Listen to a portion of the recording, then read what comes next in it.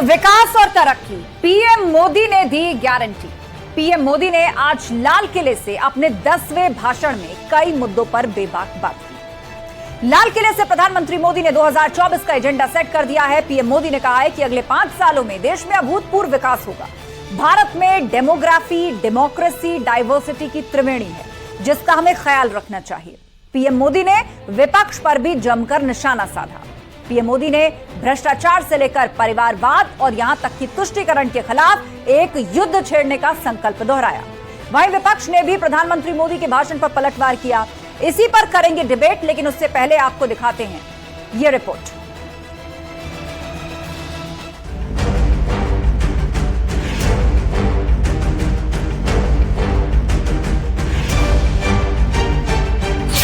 लाल किले से मोदी का संकल्प, भारत ही विकल्प। भारत का सबसे बड़ा सामर्थ्य बना है भरोसा। भारत का सबसे बड़ा सामर्थ्य बना है विश्वास। जन जन में हमारा विश्वास, जन जन का सरकार पर विश्वास, जन जन का देश के उज्जवल भविष्य पर विश्वास और विश्व का भी भारत के प्रति विश्वास। 24 का रण, निशाने पर परिवारवाद, तुष्टीकरण। हमें इन 3 बुराइयों के खिलाफ पूरे सामर्थ्य के साथ लड़ना है। भ्रष्टाचार, परिवारवाद, तुष्टीकरण। जिसको कोई नेता, प्रधानमंत्री या कोई ये नहीं जानता कि राष्ट्रपर्व क्या होता है और एक राजनीतिक कार्यक्रम क्या होता है, उसमें वो अंतर नहीं जानता। 10 साल बाद भी नहीं जानता तो बड़ा दुख का। विकास और तरक्की, पीएम मोदी ने दी गारंटी। मैं आपको विश्वास दिलाता हूं, आने वाले 5 साल में मोदी का गारंटी है, देश पहले 3 वैश्विक इकोनॉमी में अपना जगह ले लेगा। जब गांव की खरीद शक्ति बढ़ती है, तब कस्बे और शहर की आर्थिक व्यवस्था और तेज गति से दौड़ती है। ये अहंकार की बात करते हैं कि मैं वो करूंगा। ये तो 2023 है, 2024 में फिर मैं झंडा लगाऊंगा। ये सब चीजें कहना, ये तो दुरंकार, अहंकार की बात है। 24 की बिसात, ओबीसी को विश्वकर्मा योजना की सौगात।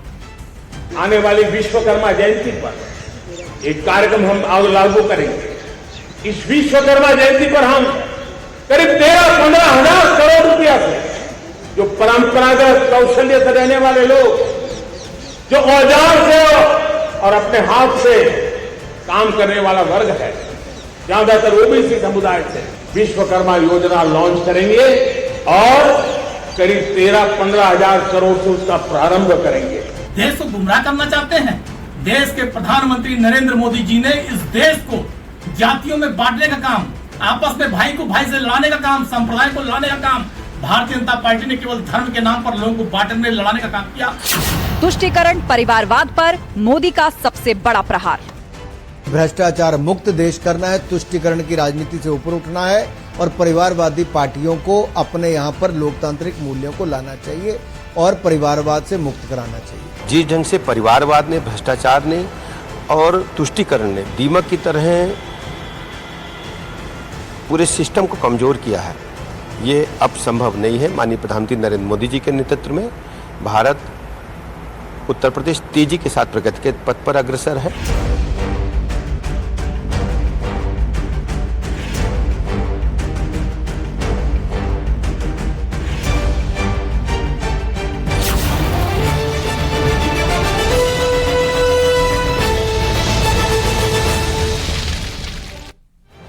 और अब वक्त है महाबहस के सवालों का। एक एक करके वो सवाल आपके सामने जो आज सभी पैनलिस्ट से हम पूछेंगे। सवाल नंबर 1, विकास और तरक्की, पीएम मोदी ने दी गारंटी। उन्होंने कहा कि अगले साल भी मैं आऊंगा और इसी मंच से आपको देश की उपलब्धियां गिनवाऊंगा।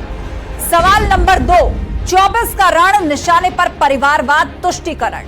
प्रधानमंत्री मोदी ने कहा इसके खिलाफ नफरत का माहौल बने रहना चाहिए, मतलब देश में न परिवारवाद हो, न तुष्टीकरण हो और न हो भ्रष्टाचार। सवाल नंबर 3, 24 की बिसात, ओबीसी को विश्वकर्मा योजना की सौगात। इस विश्वकर्मा योजना का जिक्र प्रधानमंत्री मोदी ने किया और क्या उसी के माध्यम से ओबीसी वोट बैंक को 2024 के लिए साधने की कोशिश है? इसी पर शुरू करेंगे चर्चा। गेस्ट पैनल हमारे साथ जुड़ चुका है। राजेश चौधरी जी बीजेपी प्रवक्ता हमारे साथ जुड़ गए हैं। हमारे साथ अनिल दुबे जी हैं आरएलडी के प्रवक्ता, उमाशंकर जी कांग्रेस से हमारे साथ जुड़ गए हैं और राकेश गोयल जी राजनीतिक विश्लेषक हमारे बीच में हैं। आप सभी का बहुत बहुत स्वागत है। थोड़ी देर बाद समाजवादी पार्टी के प्रवक्ता भी हमें ज्वाइन करेंगे। चर्चा की शुरुआत करते हैं और सबसे पहले सवाल राजेश चौधरी जी आपसे। प्रधानमंत्री मोदी ने जो बात आज कही कि अगले साल मैं फिर आऊंगा, ये सभी जानते हैं उनके दूसरे कार्यकाल का ये अंतिम स्वतंत्रता दिवस समारोह था जहां पर आज उन्होंने ध्वजारोपण किया, लाल किले के प्राचीर से भाषण दिया और कहा अगले साल फिर आऊंगा, आपको आपका सामर्थ्य और देश की उपलब्धियां गिनवाऊंगा। विपक्षी दलों का कहना है कि ये अहंकार है, ये ओवर कॉन्फिडेंस है और ऐसा नहीं कहना चाहिए। देखिए आस्था जी, इस देश के महान प्रधानमंत्री नरेंद्र मोदी जी ने आज आपको एक चीज और बताई, पूरी दुनिया सुन रही थी उनका भाषण। मुझे लगता है पूरी दुनिया में सबसे ज्यादा सुना जाने वाला व्यक्तित्व वही है। 2014 में हमें यूपीए की सरकार, जो आजकल INDIA बना करके नया मुखौटा पहन करके आए हैं, वो हमको क्या दे करके गए थे और आज हम कहाँ खड़े हैं, पूरा उन्होंने एक डाटाबेस बताया। और उन्होंने ये भी कहा कि यदि मैं और ज्यादा बताऊंगा तो बहुत लंबा समय लग जाएगा। कहाँ आप देश को छोड़ करके गए थे और कहाँ हम उसको लेकर के आ गए। ये देश के प्रधानमंत्री ने देश की जनता के सामने बड़े स्पष्ट रूप से रखा और एक एक योजना कितने पारदर्शी तरीके से आज देश के सामने देश की योजनाएं लागू होती हैं, ये भी सब स्पष्ट है सबके सामने। भ्रष्टाचार, जीरो टॉलरेंस, किसी भी प्रकार का कोई अनियमितता नहीं, कोई भेदभाव नहीं, समाज में सबको समान अधिकार, ये देश के प्रधानमंत्री ने आज देश के सामने रखा। ठीक है, अनिल दुबे जी का रुख करते हैं। अनिल जी, प्रधानमंत्री मोदी के संबोधन पर विपक्षी दल सवाल उठा रहे हैं और आज उन्होंने विश्वकर्मा योजना का जिक्र किया, उन्होंने बहुत सारे कामगारों का जिक्र किया जो अलग अलग कामकाज से जुड़े हुए हैं, उनके नाम उन्होंने लिए। तो कहीं ना कहीं विपक्ष जिस पीडीए की बात कर रहा है, पिछला दलित अल्पसंख्यक, मतलब ये जो ओबीसी वोट बैंक को साधने की कोशिशें हो रही हैं, कहीं ना कहीं उस पर भी आज प्रधानमंत्री मोदी ने स्पष्ट कर दिया कि उनके एजेंडे में भी ओबीसी के लिए बहुत कुछ है, कुछ बड़ा है।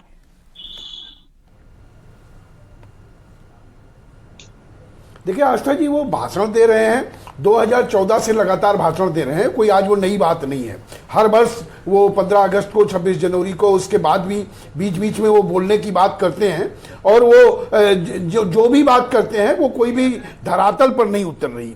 ये है कि वो भाषणों में इस देश का विकास कर देते हैं, भाषणों में किसान का विकास कर देते हैं, भाषणों में नौजवानों को रोजगार दे देते हैं, भाषणों में महंगाई कम करने की बात करते हैं और दूसरे पर परिवारवाद का, भ्रष्टाचार का आरोप लगाते हैं, लेकिन अपने लोगों पर देखने की बात नहीं करते हैं उनके कि हमारे अंदर क्या कमियां हैं। उनको ये बताना चाहिए कि उन्होंने इस देश के किसानों से जो वादे 2014 में किए थे, हर 15 अगस्त को, आप रिपोर्ट कार्ड मांग रहे हैं, ठीक है, रिपोर्ट कार्ड मांग रहे हैं, इसका जवाब हम राजेश चौधरी जी से लेंगे। क्या महंगाई इस देश में महंगाई कम हुई?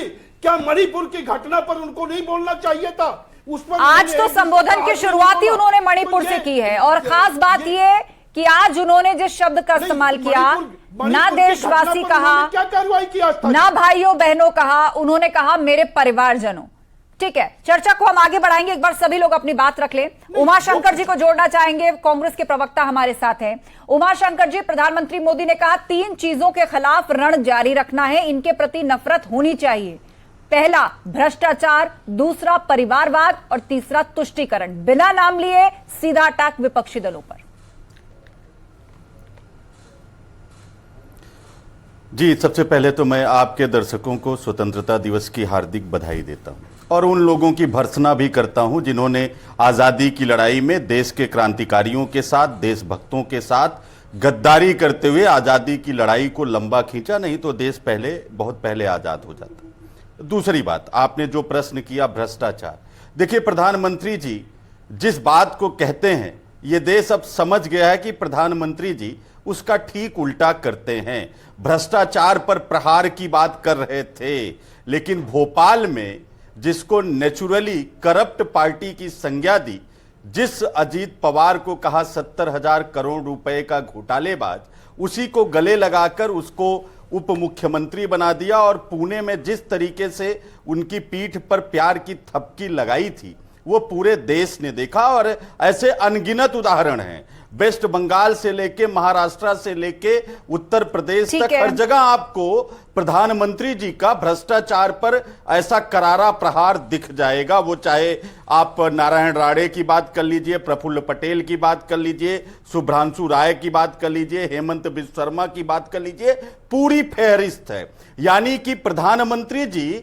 सबसे पहले ईडी और सीबीआई के माध्यम से भ्रष्टाचारियों का चयन करते हैं, फिर उनको धमकाते हैं, ईडी सीबीआई भेजते हैं, फिर कहते हैं जेल में जाओगे या भाजपा में आओगे।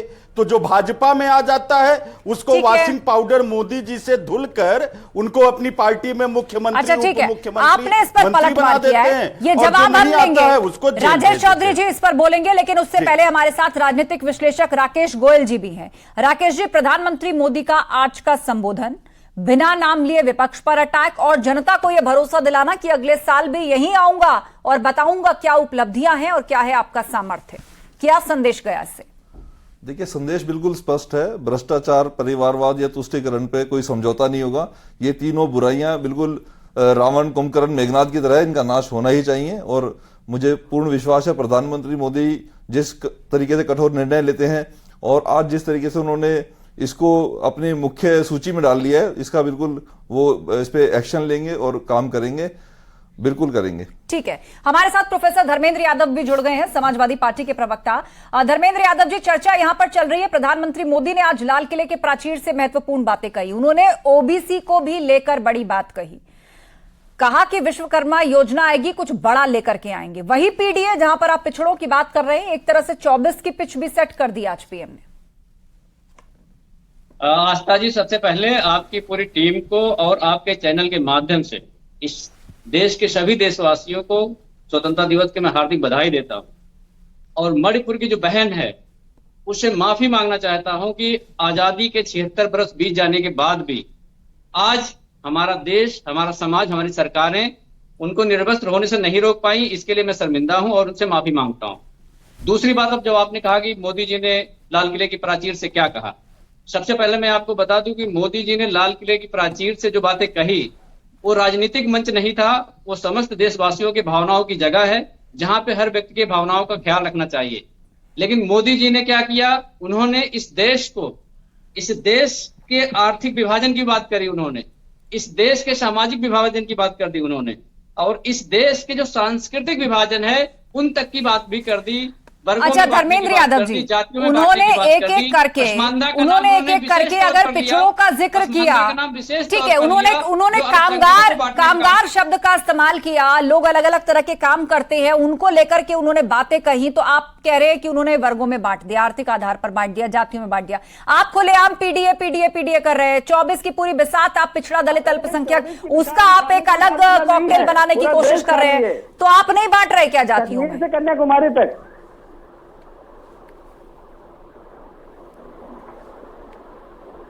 धर्मेंद्र यादव जी, आवाज आ रही है मेरी? आपकी आ रही, मेरी जा रही है क्या? आपकी आवाज आ रही है, आपकी आवाज आ रही है। मैं ये कह रहा हूं कि जो 24 की बिसात दिखाने की बात है, उसके लिए कश्मीर से कन्याकुमारी तक की पूरी जगह खाली है। लाल किले का प्राचीर उस काम के लिए नहीं है। आज मोदी जी को जब 10वीं बार लाल किले के प्राचीर से देश को संबोधित कर रहे थे, जब उन्हें बताने की आवश्यकता थी कि पिछड़ी जाति के कितने लोगों की भर्ती उच्च शिक्षण संस्थाओं में हुआ है, केंद्रीय विश्वविद्यालयों में हुआ है, यानी आप ये कह रहे हैं कि लाल किला उपयुक्त तो जगह नहीं थी ये सब बातें करने के लिए। ठीक है, राजेश चौधरी, समय में उसमें कोई बढ़ोतरी नहीं हो पाई है। हाँ, वो कह रहे हैं ये सही जगह नहीं थी बात करने की, देश के प्रधानमंत्री हैं, उन्होंने आर्थिक आधार पर समाज को बांटने की कोशिश की, जाति के आधार पर बांटने की कोशिश की। आप सुन रहे हैं जो आरोप लगा रही है एसपी और कांग्रेस ने भी कुछ ऐसा कहा। किसानों की जमीन, ठीक है धर्मेंद्र यादव जी, जवाब सुन लीजिए अब अपना।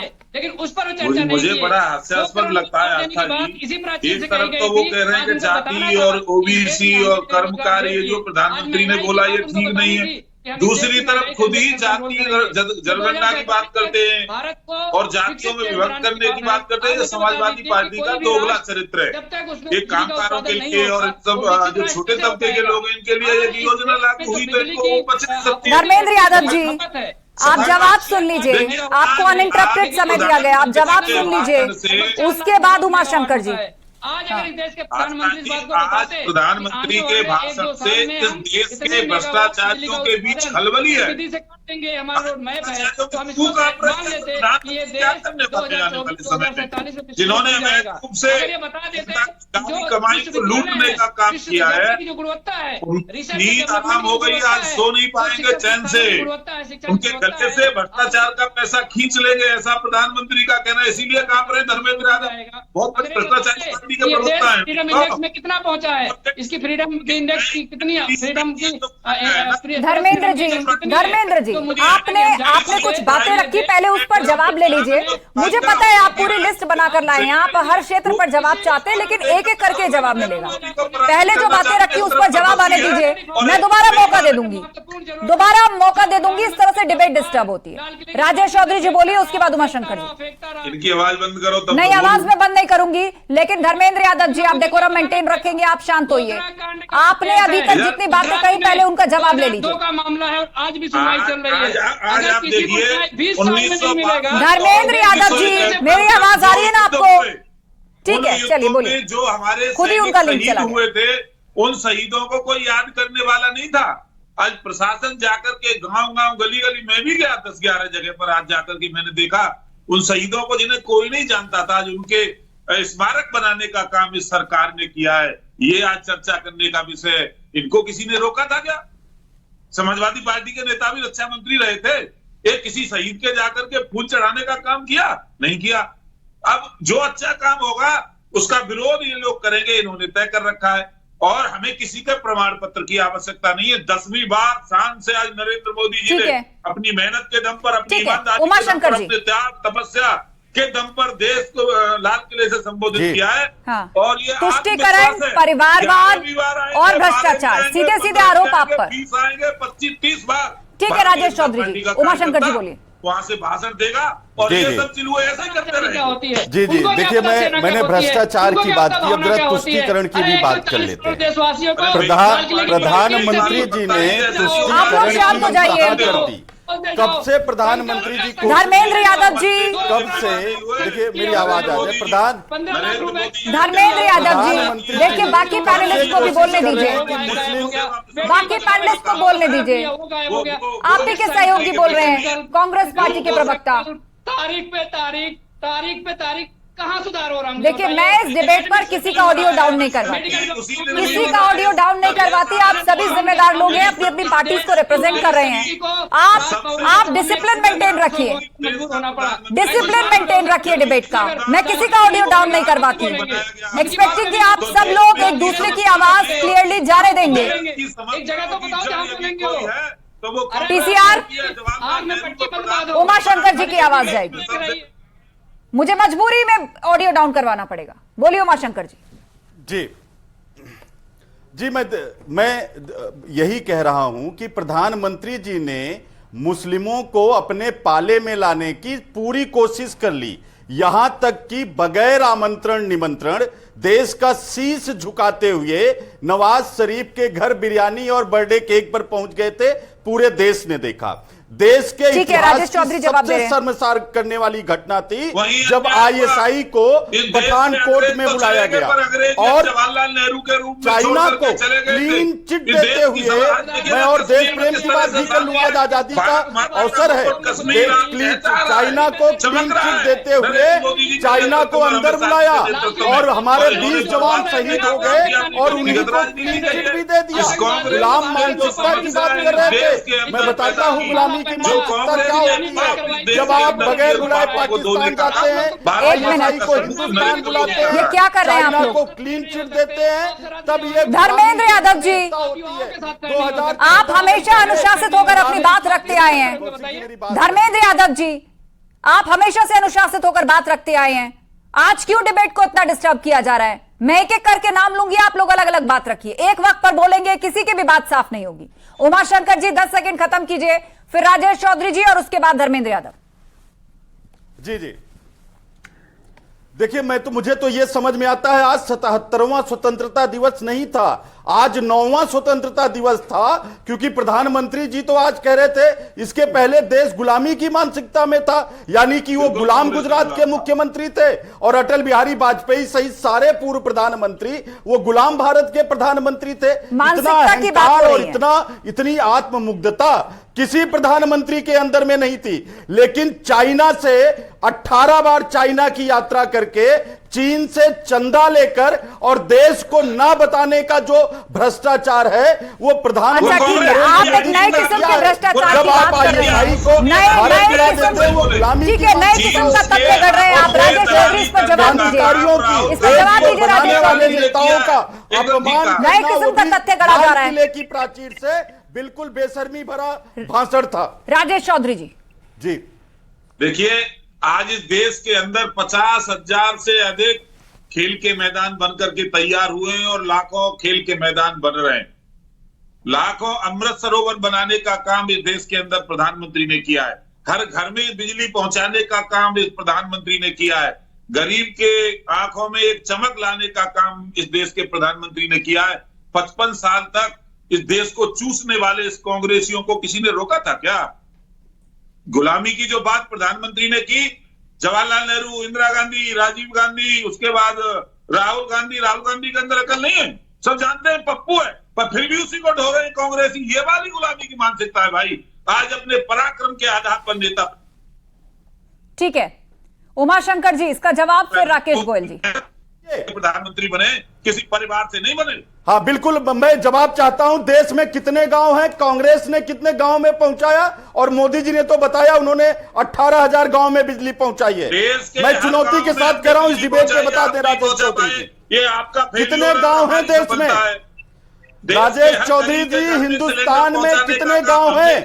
18,000 गांव को बिजली नरेंद्र मोदी जी ने 6 सालों में दिया है, और कांग्रेस ने कितने साल में दिया बता दीजिए। अरे आप ज्ञान मत बघारिए, बताइए हिंदुस्तान में कितने गांव हैं? अनिल दुबे जी कुछ कहना चाहते हैं, लास्ट 4 मिनट है मेरे पास, लास्ट 4 मिनट है, आप सभी लोग अपनी बात कंप्लीट कर ले। अनिल दुबे जी, मोदी जी ने वो काफी देर से इंतजार कर रहे। ठीक है उमाशंकर जी, आपने बात रख ली, जवाब दे दिया। अनिल दुबे जी बोलिए। हाँ, आस्था जी ये गिना रहे हैं कि स्टेडियम बना दिए, उत्तर प्रदेश का विकास कर दिया। ये बताओ कि उत्तर प्रदेश में इन्होंने कितने स्टेडियम बना दिए? कौन सी जो है योजनाएं लेकर के चले आए? ये इन्होंने कौन सी योजनाएं किसानों के लिए कर दी? इन्होंने किसानों के लिए क्या जो है 2022 तक आमदनी दोगुनी कर दी? इन्होंने जो है लागत का 1.5 गुना मूल्य देने का बात प्रधानमंत्री जी लगातार करते रहे। ये बताओ गन्ना किसानों को कहाँ मिला? ये तो पश्चिमी उत्तर प्रदेश चाहते हैं। राजेश चौधरी जी बताओ, ये तो विधानसभा में भी अपने खर्चे पर मैं दिखाता हूँ। नहीं, आप बताइए कि कहाँ पे किया गया है। आप 2 करोड़ नौजवानों को रोजगार देने की बात होती थी, कितने लोगों को रोजगार प्रधानमंत्री जी ने दे दिया? 9 वर्ष हो गए, कितने लोगों को, कितने नौजवानों को रोजगार दे दिया? महंगाई पर कहां से नियंत्रण मिला? रोजगार देने का काम केंद्र सरकार नरेंद्र मोदी जी के नेतृत्व में कर रही है। कहां पर आपने रोजगार दे दिया? आप ये तो बताइए, आंकड़ों के साथ आइए। कहां पर रोजगार मिला? फैक्ट्स पर बात करते हैं, फैक्ट्स पर बात करते हैं। राकेश गोयल, ठीक है अनिल जी, आपने सवाल पूछ लिया, अपना सवाल पूछ लिया। राजेश चौधरी जी, आपने अपना जवाब दे दिया। अब आप दोनों शांत हो जाइए। राकेश गोयल, किसान अपने खेत की सिंचाई नहीं कर पा रहा। अर्थव्यवस्था आज विश्व की 5वीं बड़ी अर्थव्यवस्था बन गई है, और जैसा प्रधानमंत्री जी ने अपनी लाल किले की प्राचीर से भाषण में भी ये बताया कि तीसरी जब उनकी टर्म आएगी तो देश की ये अर्थव्यवस्था दुनिया की तीसरी बड़ी अर्थव्यवस्था बन जाएगी। तो विकास तो हो ही रहा है, सबको दिख रहा है। और जिस तरीके से वो श्रेष्ठता की बात कर रहे हैं, जिस तरीके से उन्होंने महिलाओं के उत्थान की बात करी है, जिस तरीके से उन्होंने श्रमिकों कारीगरों के लिए आज बात की है, चाहे वो विश्वकर्मा योजना के थ्रू की है या 2 करोड़ महिलाओं को लखपति बनाने की बात की है, तो एक स्वागत योग्य है। और मुझे लगता है विपक्ष को ज्यादा मिर्ची इसलिए लग रही है क्योंकि शायद आज उन्होंने भ्रष्टाचार पे, परिवारवाद पे चोट की है, जो तुष्टिकरण के ऊपर चोट की है, जबकि इनको होना चाहिए कि इनको भी इसका साथ देना चाहिए इस मुहिम का। पर ये हमेशा उसकी खिलाफत ही करेंगे, चाहे मोदी जी अच्छा करें या कितना ही बेहतर करें, चाहे देश की मजबूती के लिए, विकास के लिए कार्य करें, पर इनको उसमें कोई ना कोई कमी ढूंढनी है और छीटाकशी करनी है। ठीक है, professor Dharmendra Yadav, closing remarks होंगे आपके। मेरी आवाज आ रही धर्मेंद्र यादव जी? बताया नहीं इन्होंने। ठीक है, धर्मेंद्र तक आवाज नहीं जा रही। उमाशंकर जी, हाँ पूछिए। ये राजेश चौधरी जी ने बताया नहीं कितने गांव हैं हिंदुस्तान में। मैं बताता हूं 6.25 लाख गांव हैं हिंदुस्तान में, जिसमें लगभग 6 लाख गांव में जनरल नॉलेज का टेस्ट नहीं हो रहा है। कांग्रेस पार्टी ने 12,000 गांव सरकार में रहते हुए आपकी पार्टी ने क्या किया है जनता के लिए, उस पर बात हो रही है। फैक्ट्स उस पर रखिए। 18,000 गांव में बिजली पहुंचाई है, उनका एवरेज समय का सदुपयोग करिए प्रतिवर्ष, यानी कि हमने नरेंद्र मोदी जी से। ठीक है, राजेश चौधरी जी जवाब दे रहे हैं, समय खत्म हो रहा है। राजेश चौधरी जी का जवाब, उसके बाद मुझे राजीव गांधी विद्युतीकरण योजना। बोले राजेश चौधरी। गरीबों को देखिए, कांग्रेस को इस बात का श्रेय जाता है कि उसने भ्रष्टाचार को जन्म दिया है देश के अंदर। आज भी इनके पार्टी के सोनिया गांधी और राहुल गांधी जी दोनों जमानत पे हैं कि नहीं, आप पूछिए इनको, है ना भाई, है कि नहीं, आप बताइए। अरे बताइए, जमानत पे है कि नहीं, मुझे बताओ। चलिए, तो कुल मिलाकर सबके अपने अपने दावे हैं, एक दूसरे पर आरोप प्रत्यारोप है, लेकिन एक बात तो स्पष्ट है कि आज प्रधानमंत्री मोदी ने 2024 की पिच को सेट कर दिया है। विश्वकर्मा योजना का उन्होंने जिक्र किया और कहा बहुत बड़ी योजना आने जा रही है, और कामगारों का उन्होंने नाम लिया। कहीं ना कहीं जो देश के पिछड़े हैं सीधे तौर पर, उनके लिए सरकार कुछ बड़ा प्लान कर रही है, ऐसा संकेत देने की कोशिश की। आप सभी मेहमानों का शुक्रिया इस चर्चा में शामिल होने के लिए। महाबहस में इतना ही, खबरें जारी हैं, आप जुड़े रहिए हमारे साथ।